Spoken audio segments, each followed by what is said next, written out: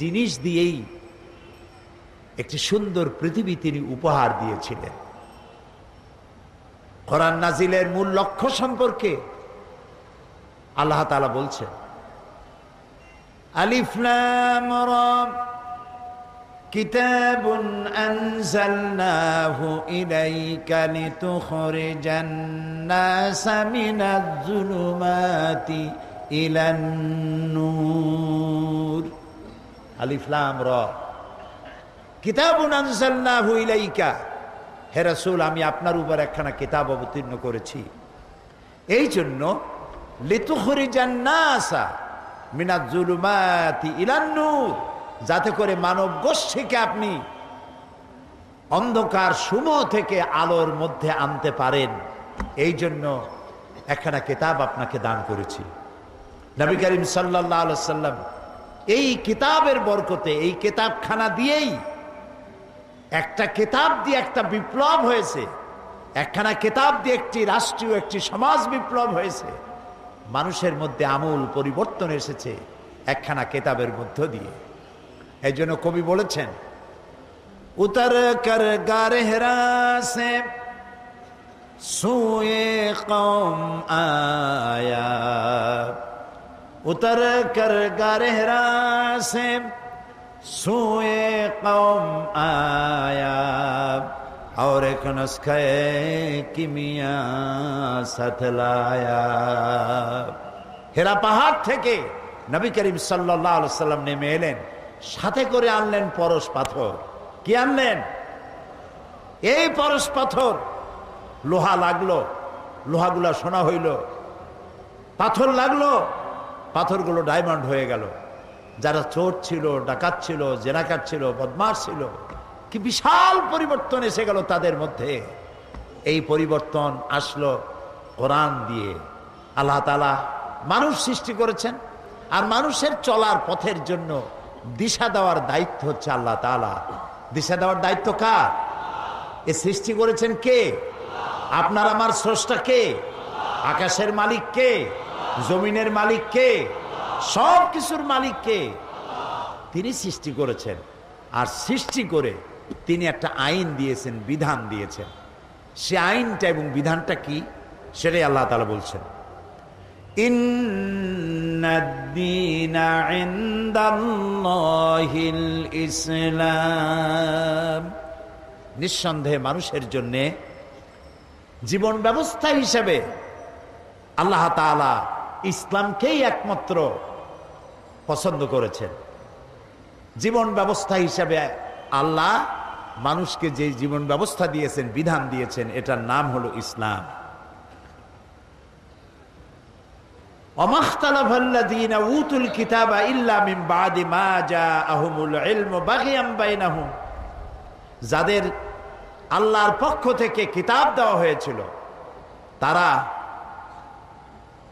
এ জীবন থেকে বিচ্যুত হয়ে পরস্পরের প্রতি নিজেদের প্রভাব বিস্তার করার জন্য হিংসার বশবর্তী হয়ে বিভিন্ন দলে উপদলে তারা বিভক্ত হয়ে পড়েছিল। ওমাই ইয়াকফুর বিআয়াতিল্লাহি ফাইন্নাল্লাহা সারিউল হিসাব। আর আল্লাহ তাআলা বলছেন, যারা আমার দেওয়া আয়াত নাজিল করার পর, আমার কিতাব পাওয়ার পর, কিতাবের জ্ঞান পাওয়ার পর যারা এর সাথে অবাধ্য হয়েছে, তাদের দ্রুত হিসাব নেওয়ার জন্য আল্লাহ যথেষ্ট। আল্লাহ তাআলা বলছেন, যদি এসব মানুষ তোমার সাথে ব্যাপারে কোনো বিতর্কে লিপ্ত হয়, তাহলে তুমি তাদের বলে দাও, আমি এবং আমার অনুসারীরা আল্লাহর প্রতি আত্মসমর্পণ করেছি। আমরা আত্মসমর্পণ করেছি।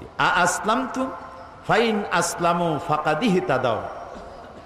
যদি তোমরা আনুগত্য করে থাকো, তাহলে তো তোমরা অবশ্যই হেদায়েত প্রাপ্ত হবে।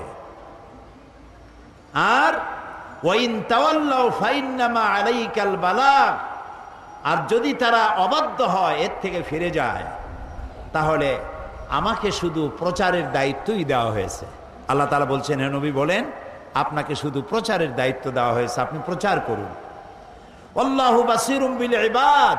আর আল্লাহ তাআলা তিনি তার বান্দাদের অবস্থা সম্পর্কে তিনি পর্যবেক্ষণ করছেন, তিনি দেখবেন তার বান্দারা কে কি করছে। প্রিয় ভাই সব, আল্লাহ তাআলা তিনি মানুষের জন্য বিধান দিয়েছেন। এই বিধান দুই রকমের। আল্লাহর বিধান, আল্লাহর আইন দুই রকমের। কয় রকমের আইন বলুন তো? দুই রকম। একটা আইন হচ্ছে প্রকৃতির জন্য, আর একটা আইন হলো মানুষের জন্য। প্রকৃতির উপরের যে আইনটা, এটাকে বলা হয় কানুনে ফিতরত, ইংরেজিতে বলা হয় ল অব নেচার, বাংলায় বলা হয় প্রকৃতির আইন। আর একটা আইনকে আরবিতে বলা হয় তাশরিঈ, শরীয়ত, আল্লাহ কর্তৃক অবধারিত আইন। খুব লক্ষ্য করবেন, বিষয়টা একটু কঠিন, কিন্তু সহজ করতে চেষ্টা করব ইনশাআল্লাহ। বলি আমরা ইনশাআল্লাহ। তো আল্লাহর আইন আমি বলেছিলাম প্রথমে কয় প্রকার? দুই প্রকার। একটা হলো প্রকৃতির জন্য, আর একটা হলো মানুষ আর জিনের জন্য। প্রকৃতির জন্য যে আইন, এই আইন মানতে প্রকৃতি বাধ্য, সে আইন তাদের মানতে হবে।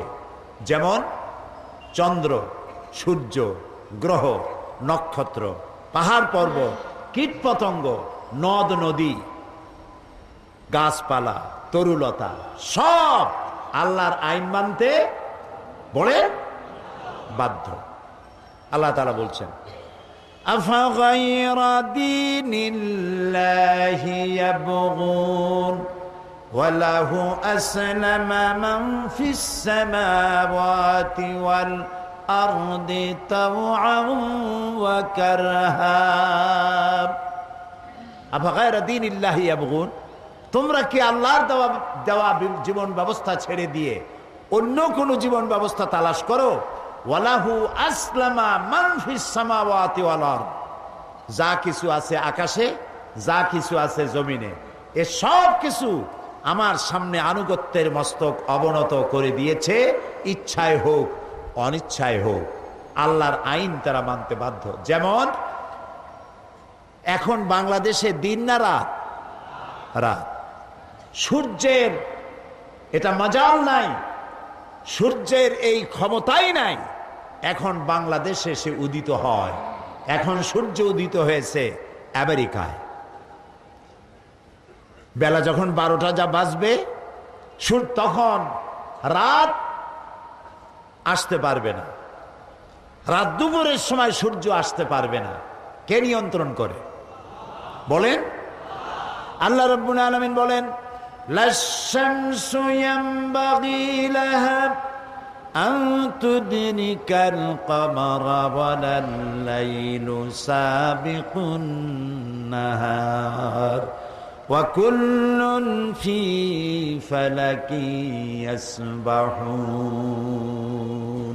লাশ-শামসু ইয়ানবাগী লাহা আন তুদরিকাল কমার, সূর্যের এই ক্ষমতা নাই যে চন্দ্রকে অতিক্রম করে, চন্দ্রের ক্ষমতা নাই সূর্যের সাথে ধাক্কা লাগে। রাত দিনের মধ্যে প্রবেশ করতে পারবে না, দিন রাতের মধ্যে প্রবেশ করতে পারবে না।